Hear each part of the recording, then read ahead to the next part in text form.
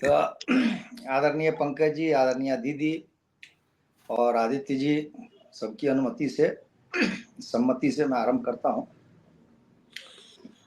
वसुदेव सुतम देवम कंस चाणूरमर्दनम देवकी परमानंदम कृष्णम वंदे जगद्गुरुम।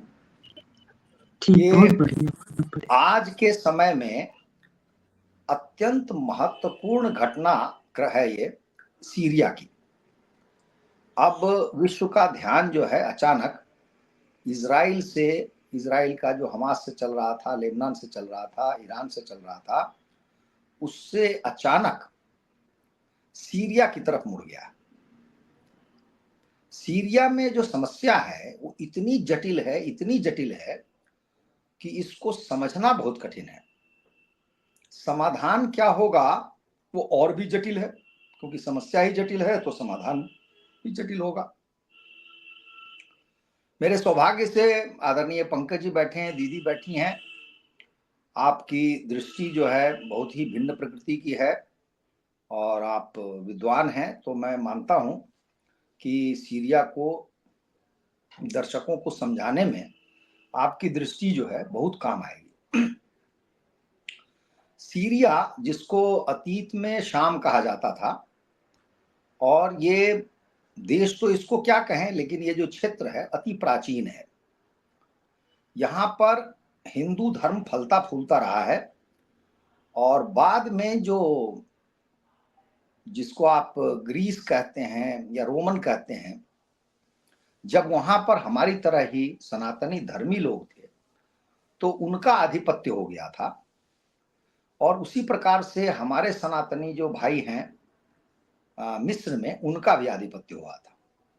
इस कारण से यहाँ पर प्रचुर मात्रा में ऐतिहासिक आपको प्रमाण मिल जाएंगे, चिन्ह मिल जाएंगे, देवी देवताओं के मंदिर, मूर्तियां सब जो है प्रचुर मात्रा में उपलब्ध है। यहाँ पर एक शहर है सीरिया में जिसका नाम है पलमेरा। पलमेरा में इतने सुंदर मंदिर बने हुए हैं और हमारे देवी देवता हैं कि आप वर्णन करते करते हम थक जाएंगे। दुर्भाग्य ऐसा हुआ कि इस स्थान पर जो ऐतिहासिक मंदिर थे उनको पहले ईसाइयों ने तोड़ा और कालांतर में मुसलमानों ने। सबसे बड़ी बात है कि यूनेस्को संरक्षित साइट है वो पलमेरा की, उसको भी थोड़े दिन पहले आईएस ने, जिसको दाएश भी कहते हैं, उसने तोड़ के बर्बाद करने का प्रयास किया, नष्ट करने का प्रयास किया। तो इस प्रकार से आप कह सकते हैं कि वहां पर जो प्राचीन है वो हमारा है, अतीत उसका हमारा है। वहीं पर एक बड़ा रोचक किस्सा ये है कि कुर्द लोग रहते हैं। कुर्द लोग कई देशों में है, तुर्की में है, सीरिया में है, ईरान में है, इराक में है, इन सब देशों में। और कुर्द जो हैं वो सनातनी है, या सनातनियों के समकक्ष हैं या हिंदुओं के समकक्ष हैं। ये जो तस्वीर दिखाई जा रही है ये पालमेरा की है। अद्भुत अद्भुत कहिए कि स्थापत्य कला के आपको दर्शन होंगे और ये हमारे सारे सनातनियों के बनाए हुए हैं और इनको देख देख के हम प्रसन्न हो सकते हैं, केवल प्रसन्न हो सकते हैं। दुर्भाग्य है कि इनको तोड़ा गया है। अभी जो हम देख रहे हैं वो नष्ट किया हुआ हिस्सा है, विध्वंस के बाद का हिस्सा है। तो इसमें कमल का मैं फूल ये दिख कह रहा है, रहा था, कमल का फूल दिख रहा है मंदिर के अंदर, कमल का फूल हमारे मंदिरों के जैसा। हाँ, तो कुर्द यहाँ पर रहते हैं और कुर्द की सबसे बड़ी विशेषता क्या है कि इनके जो मंदिर होते हैं उस मंदिर पर सर्प की आकृति होती है। बिना सर्प की आकृति के इनके मंदिर का निर्माण नहीं होता। तो इस प्रकार से एकदम हिंदुओं से जुड़े हुए हैं। लेकिन कुर्दों का दुर्भाग्य ये है कि चारों ओर से मुसलमान हैं और सभी इनको मारते पीटते हैं। इनको तुर्की में इनका उत्पीड़न होता है, इनका ईरान में होता है, इनका इराक में होता है, इनका सीरिया में होता है। सीरिया में कुर्द अपेक्षाकृत थोड़ी बड़ी संख्या में है, इसलिए उन्होंने अपना एक स्वायत्त क्षेत्र बनवा लिया है और उस स्वायत्त क्षेत्र में वो रह रहे हैं। और अमेरिका का प्रत्यक्ष अप्रत्यक्ष अमेरिका का सपोर्ट या समर्थन इसको प्राप्त है, जो सीरिया में। अब देखिए कि क्या हुआ सीरिया में। सीरिया एक ऐसा देश था, और दीदी को इतिहास में पता ही होगा कि जब उस्मानी साम्राज्य का विखंडन हुआ तो उसमें से ये शाम को निकाला गया, जिसको सीरिया कहा गया। तो लगा ऐसा कि प्रथम विश्व युद्ध के बाद इसको एक देश की मान्यता मिल जाएगी, लेकिन इसके साथ धोखा किया फ्रांस ने, और फ्रांस ने फिर से इस पर अधिकार जमा लिया। और फ्रांस का जो अधिकार जमा वो 1945-46 में जाकर के समाप्त होता है, 46 में। 46 के बाद कुछ समय ऐसा भी रहा कि सीरिया ने स्वयं कहा कि वो मिस्र के अधीन चला जाएगा, और मिस्र के साथ जो है कुछ समय तक इनका शासन चलता रहा। और बाद में आप देखेंगे कि जितने भी युद्ध हुए हैं अरब इजराइल, उनमें सीरिया भी रहा है, और सीरिया की भी 3 बार पराजय हुई है इजराइल के द्वारा। और जितनी बार पराजय हुई है, सीरिया ने अपना कोई न कोई भू क्षेत्र खोया है, और उसमें जो प्रमुख क्षेत्र है उसका नाम है गोलन हाइट्स, गोलन की पहाड़ियां। ये जो गोलन की पहाड़ियां जो इजराइल ने ले ली, उसका एक तरह से घाव लग गया सीरिया को, और सीरिया ने सतत प्रयास किया उसको वापस लेने का, लेकिन वो अब तक ले नहीं पाया है। तो उसके नैतिक बल को इजराइल ने तोड़ दिया। अब यहां क्या हुआ है कि सन 2000 तक बशर अल असद, जो आज राष्ट्रपति हैं वहां के, उनके पिताजी का शासन चल रहा था। पिताजी के बाद इनका शासन हुआ। अब ये कहीं पश्चिम के देश में, यूरोप में जाकर के डॉक्टरी की पढ़ाई करके आए। डॉक्टरी करके पढ़ाई करके आए तो सीरिया के लोगों में अपेक्षा थी कि ये शायद नए युग के व्यक्ति हैं, नए तरीके से समस्याओं को देखेंगे, लेकिन ऐसा हुआ नहीं। और 2011 में, जैसा कि हम सब लोगों को विदित है, पूरे उस क्षेत्र में जो स्प्रिंग रेवोल्यूशन जिसको बोलते हैं, अरब स्प्रिंग, वो आरंभ हुआ। वो अरब स्प्रिंग जो है वो सीरिया में भी आरंभ हुआ। अरब स्प्रिंग के पीछे कौन था ये आप सबको पता है। अमेरिका जैसे देशों ने उसका साथ दिया, जिसमें मिस्र में सत्ता बदल गई, ट्यूनीसिया में सत्ता बदल गई, बहुत जगह सत्ता बदली। तो सीरिया में वो आंदोलन हुआ। उस आंदोलन को बशर अल असद जो राष्ट्रपति हैं, इन्होंने बड़ी कठोरता से कुचला। इतनी कठोरता से कुचला कि कहते हैं कि रासायनिक हथियारों का प्रयोग किया गया, जिसमें लोगों को गला दिया जाना, जला दिया जाना, ये सब जो है शामिल था। अब इसकी भयावहता का एक ही प्रमाण हमारे पास है कि 2011 से जो शुरू हुआ विपक्ष और असद के बीच में एक प्रकार का युद्ध या गृह युद्ध, इसमें 5 लाख से अधिक लोग मर गए। ये अनुमान लगाया जा सकता है कि लगभग 3 करोड़ का कोई देश हो और 5 लाख लोग मारे जाएं, तो आप समझ सकते हैं उस देश की क्या दुर्दशा हुई होगी। उसके अलावा लगभग 70 लाख लोग विस्थापित हो गए। और आज जब मैं इस पर शोध कर रहा था, अनेक रिपोर्ट देख रहा था, तो मुझे पता चला गरीबी की स्थिति इतनी भयंकर है कि 70% लोग, जिसको एक्सट्रीम पॉवर्टी कहते हैं, यानी भयंकर गरीबी, उसमें जी रहे हैं। उनको पानी, भोजन, वस्त्र, आवास, ये जो मूलभूत आवश्यकता है, इसकी भी कमी है। वो एक शाम यदि खा लेते हैं तो दूसरे शाम के लिए भोजन कहां से मिलेगा, ये चिंता इनके सामने आ खड़ी होती है। तो सीरिया की कमर टूट गई। गृहयुद्ध में सीरिया लुट गया, नष्ट हो गया। अभी ये नष्ट ही हुआ था कि कोरोना आ गया। कोरोना से और भी उसके सामने समस्याएं खड़ी हो गई, और कहते हैं कि कोरोना में वहां तो जांच भी नहीं होती थी, ऐसा कोई तंत्र भी नहीं था। कितने मरे, क्या हुआ, इसके कोई आंकड़े भी हमारे पास उपलब्ध नहीं है। अब ऐसा हो ही रहा था कि इस बीच में अचानक एक समाचार आता है कि इजराइल और हिजबुल्ला के बीच युद्ध विराम होने वाला है। युद्ध विराम अभी हुआ भी नहीं था कि सीरिया में विस्फोट हो गया। अब कारण ये विस्फोट क्या है, ये हम थोड़ा सा मानचित्र देखकर समझ सकते हैं। सीरिया के पूर्व में ईरान है, नीचे इराक है, नीचे और जॉर्डन है, ऊपर तुर्की है और लेबनान है। इतने देशों से सीरिया घिरा हुआ है। सीरिया की स्थिति और विचित्र इस प्रकार से है कि सीरिया सुन्नी बहुल राज्य है, लेकिन इसका जो शासक है बशर अल असद या शिया, तो एक प्रकार से शिया शासन होने के कारण ईरान का इसको खुला समर्थन, बहुत जबरदस्त समर्थन। और इराक में भी ऐसा ही है कि वो शिया बहुल क्षेत्र है, इराक भी इसकी मदद करता है। तो जो वहां का शासक है उसको प्रत्यक्ष रूप से ईरान मदद करता है, और ईरान के जितने गुर्गे हैं, चेले हैं, चपाटे हैं, वो मदद करते हैं। और मदद करने वालों में फिर हिजबुल्ला भी आ जाता है, क्योंकि हिजबुल्ला जो लेबनान में है वो और कुछ नहीं है, ईरान का पिट्ठू है, ईरान का ही बनाया हुआ मिलिशिया ग्रुप। बाहर से जो समर्थन प्राप्त है सीरिया को, वो है रूस का। तो रूस की सहायता के बावजूद और ईरान की सहायता के बावजूद ये पहली बार हो रहा है कि यदि इस मानचित्र को हम देखें तो इसके पश्चिमोत्तर जो हिस्से हैं उनमें 3-4 शहर हैं जो महत्वपूर्ण शहर हैं। एक शहर का नाम है अलेप्पो, दूसरे शहर का नाम है हमा, और तीसरे शहर का नाम है होम्स।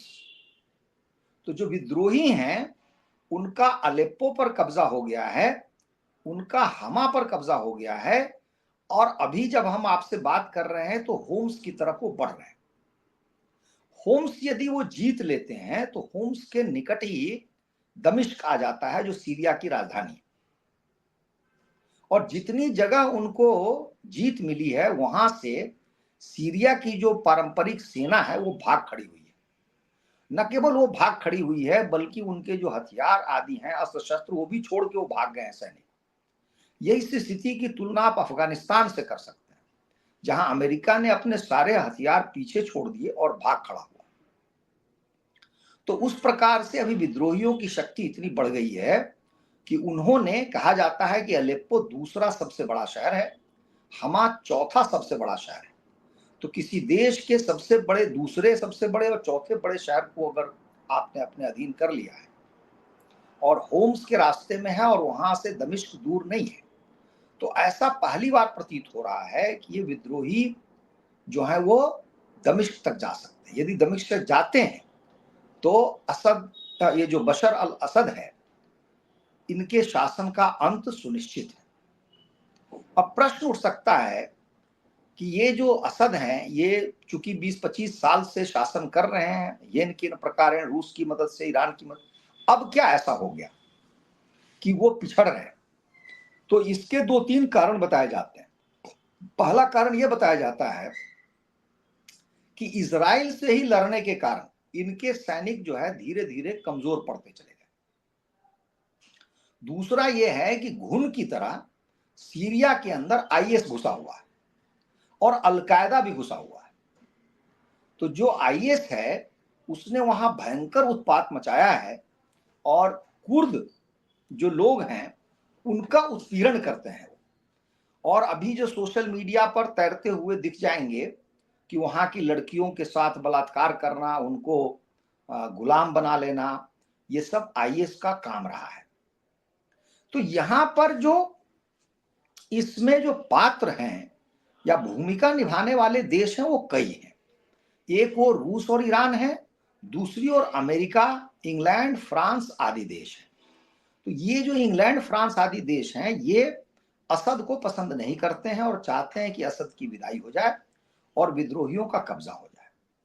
विद्रोहियों में कौन है? तो मुख्यतः ये सुन्नी है। ये भी विद्रोही अनेक समूहों में बटे हैं, लेकिन मुख्यतः ये सुन्नी है, और इनको शियाओं का शासन रत्तीभर नहीं सुहाता है, और वो चाहते हैं कि किसी भी क्षण इसको हम समाप्त कर दें। इसलिए ये समस्या बहुत जटिल हो गई।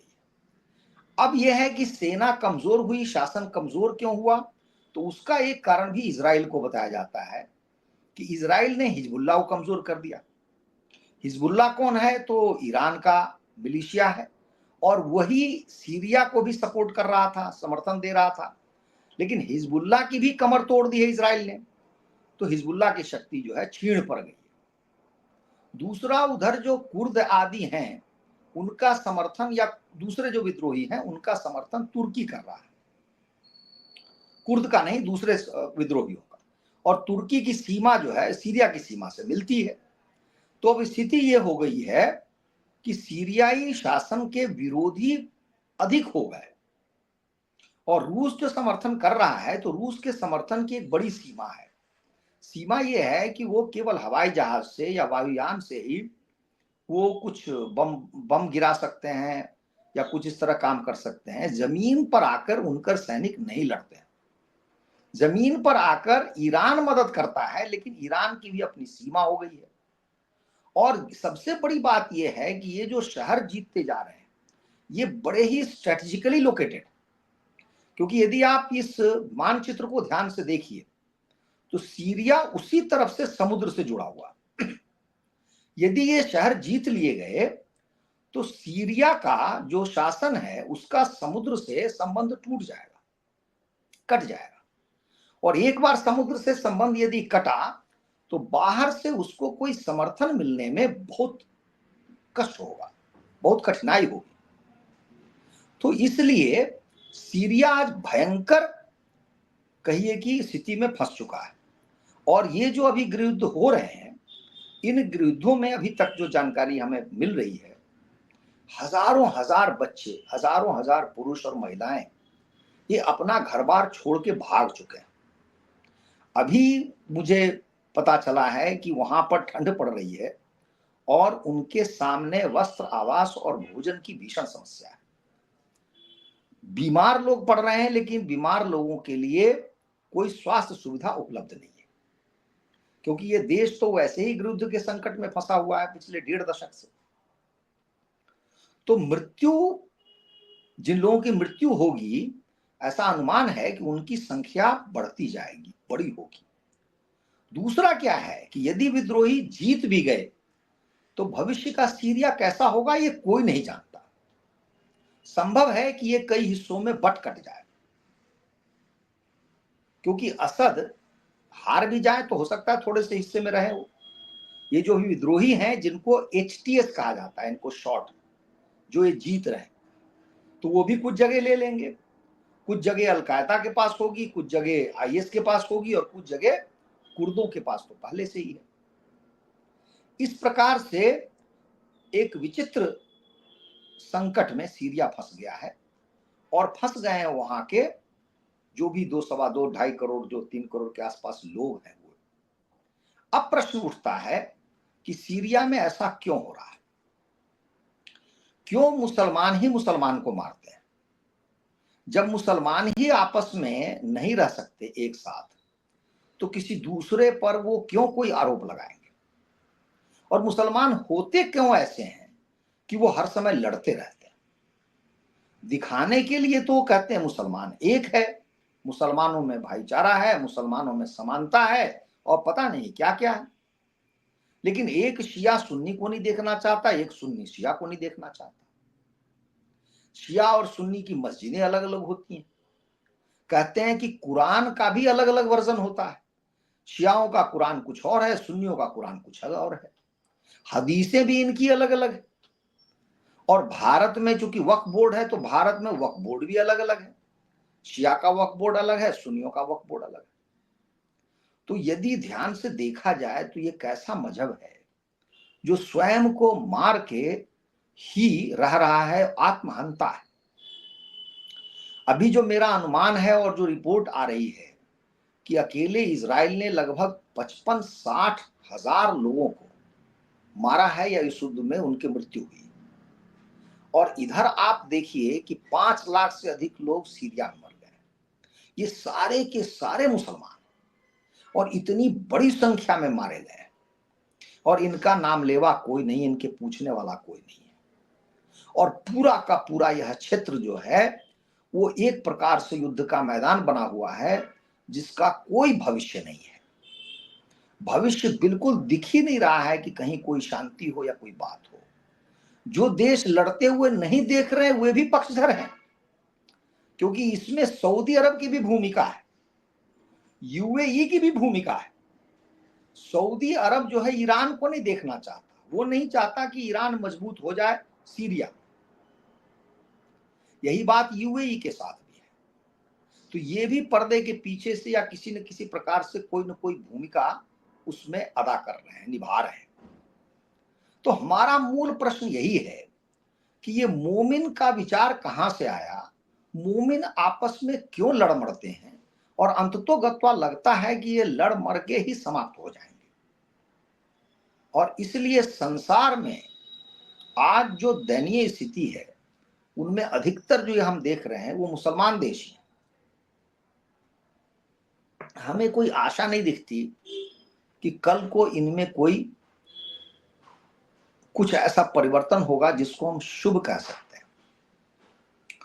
सीरिया के विषय में आप समझिए कि उसकी आर्थिक स्थिति इतनी दयनीय है कि वो कुछ बेच नहीं सकता, निर्यात नहीं कर सकता, आयात पर निर्भर है, संसार के दान पर निर्भर है। जैसे वो झोली फैलाए बैठा रहता है कि कोई आएगा 2 पैसे झोली में डाल देगा तो उसका जीवन चलेगा, इतनी भयंकर स्थिति है उसकी।